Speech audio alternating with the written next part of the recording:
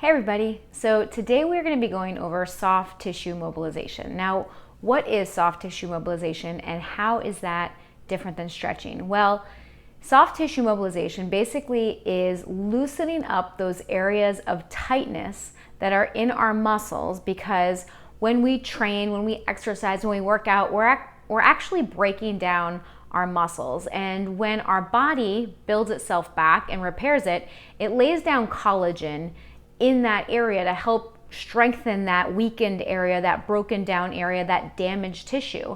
And that collagen is also referred to as scar tissue. And so when scar tissue and collagen are laid down in an area, it gets laid down in a very haphazard fashion. It doesn't line up nicely with the muscle tissue like, our muscles go in a line. And so instead of the collagen being laid down in a very nice linear fashion, that collagen is laid down very haphazardly. Okay, so what happens then is that area becomes an area of tightness and bound up tissue.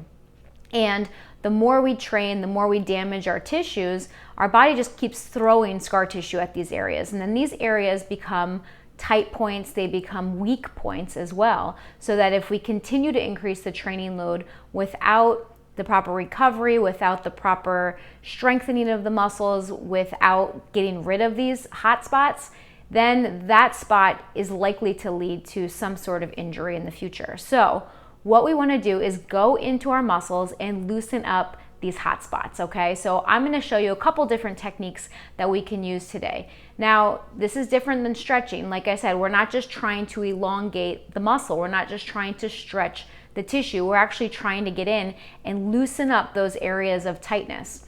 So first thing I want you to do is just feel your forearm, okay? Kind of feel the tissue in your forearm. You feel how it feels kind of soft, kind of supple, right? And then you might find there's a couple spots of stiffness or tightness, okay? You can use your upper arm too. You can use your calf, all right? So our normal tissues, normal muscle tissue should be soft and supple.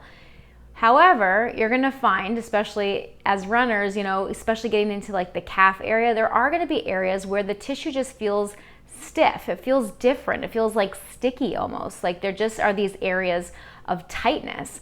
And most of the time, those areas are also going to be more painful when you touch them.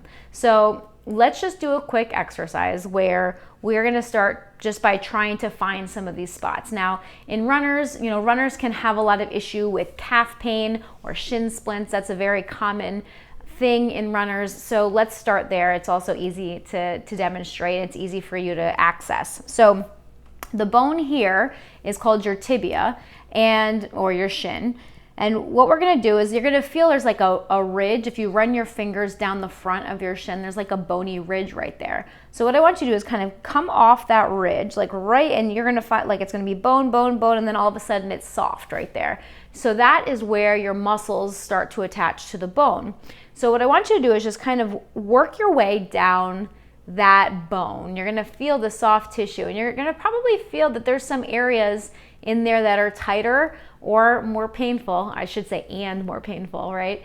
And more painful. Oh, there's a spot right there. Okay, so first I want you to just kind of assess, just kind of work your way down, see what feels tight, what feels painful, what feels, just stiff. And then we're gonna find a spot, okay? All right, I got one right here. All right, so what we're gonna do is we're gonna put pressure on that tight area of stiffness and pain. We're gonna hold it, and you might grimace because this is not going to feel good. I will warn you, this is a very effective technique, but it does not feel good. So what you're gonna do is you're gonna hold that spot, find that spot, and then you're gonna flex your foot up and down. Woo! All right, as you hold it. So what I'm going to suggest is to start off by doing 5 to 10 repetitions. Ooh, that's a spot on me. Okay, so we're going to flex the foot up and down 5 to 10 times as we're keeping compression on that spot. Okay. All right, now we're going to let go. Whew. And we're going to kind of give it a break. We're going to give it about 30 to 60 seconds of a break. And then we're going to get in there again. So I like to do 5 to 10 repetitions of the flexing and extending while holding onto that spot, and then do that 3 times. So we're gonna go right back into that spot, and you might find that it's a little less painful. It might be a little bit more painful because it's tender because you've been on it, but it might feel a little bit looser than it did just a second ago, okay? So just try to flex and extend your foot. Now, people that suffer from shin splints should be doing this really every day, okay? This area here is really tender.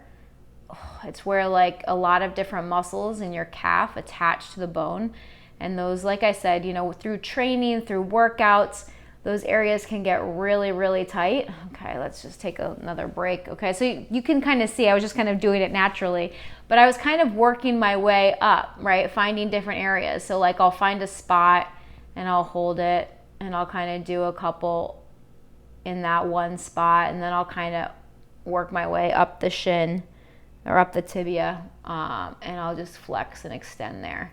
So I want you to start to explore your body a bit, okay? Kind of find out where those spots are. Another common area for shin splints would be on the outside, this over here, okay? So if you go back to feeling that tibia, right, there's that ridge, and then you come off it, you feel how it goes from like a bony ridge into like a lot of like soft tissue right there in the muscle. Okay, and again, you can go right down. So you never want to press on the bone. Pressing on the bone is not going to do you any good. Like, so you want to get into that soft tissue, into that muscle, and kind of feel for a spot. Try to find a spot along that area. You're probably going to find that the inside of the shin, the inside of the calf, is going to be probably more tender than the outside. But if you're suffering with shin splints, you might be also tender here. So then again, when we're working on anything between the knee and the ankle, the action is to move the foot, okay? So you're gonna find a spot, and then you're gonna flex your foot up and down this way as you're holding compression on that spot, okay? So that is a way that you can start to self-mobilize your tissue. And then in the next video, I will show you how to use the different tools that I have over here, like lacrosse balls and foam rollers and the stick.